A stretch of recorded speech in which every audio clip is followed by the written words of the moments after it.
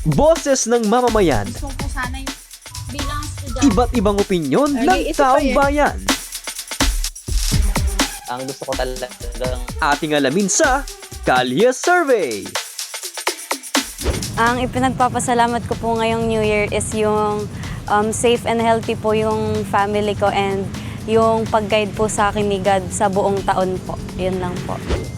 Yung healthy po yung family ko, tapos po okay po yung mga friends ko, tapos po wala pong masyadong problema. Yung ginaguide po tayo ni God ay, tapos wala pong nagkakasakit sa pamilya ko. Good health, yan. Na-survive yung taon na to. Sa hindi nagasakit yung mga magulang ko, naging ligtas ngayong taon na to. Yan. Wala namang gaano, nagsaserve lang ako kay God buong Christmas. Ayun lang po. Thankful lang ako dahil parang di kami nagkakasakit buong pamilya. Like, healthy kami lahat. Walang nangyayari sa amin na kahit ano. Tapos tuloy-tuloy yung blessings. Yung pinagpapasalamat ko po ngayong New Year is siguro po yung nasa mabuting kalagayan po yung buong family ko and buo po kami na magse-celebrate po ng New Year. Yun lang po. Nagtithank you po ako kay God kasi po binigyan niya po ako ng time para po makapag-serve pa po ako sa Kanya. Kahit na po full na po yung mga schedule ko, marami pong mga ginagawa.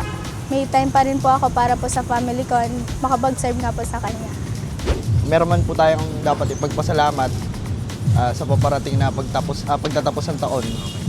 Una-una po, siyempre po, yung existence po natin, andito pa rin po tayo. Nabubuhay pa rin po tayo.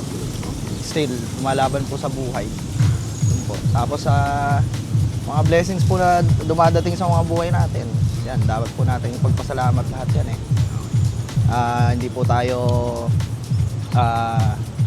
kinakapos sa buhay kahit papano. Kahit po kapusin, nakakaraos pa rin po. Yun naman po yung mga dapat lang natin ipagpasalamat sa taon na lumilipas kada New Year. Ang pinagpapasalamat ko po this year and sa New Year po is yung makatanggap po ng panibagong buhay sa araw-araw po. And yung makasama ko po yung family ko kahit po yung mami ko po and yung kuya ko po ay nasa ibang bansa po.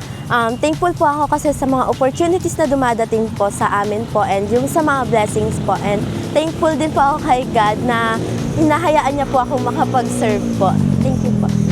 Pasalamat po New Year, lalo na magkasama kami sa pamilya ko at saka healthy yung palawas at saka marami pang blessing at saka marami pang taon na dumating sa buhay namin.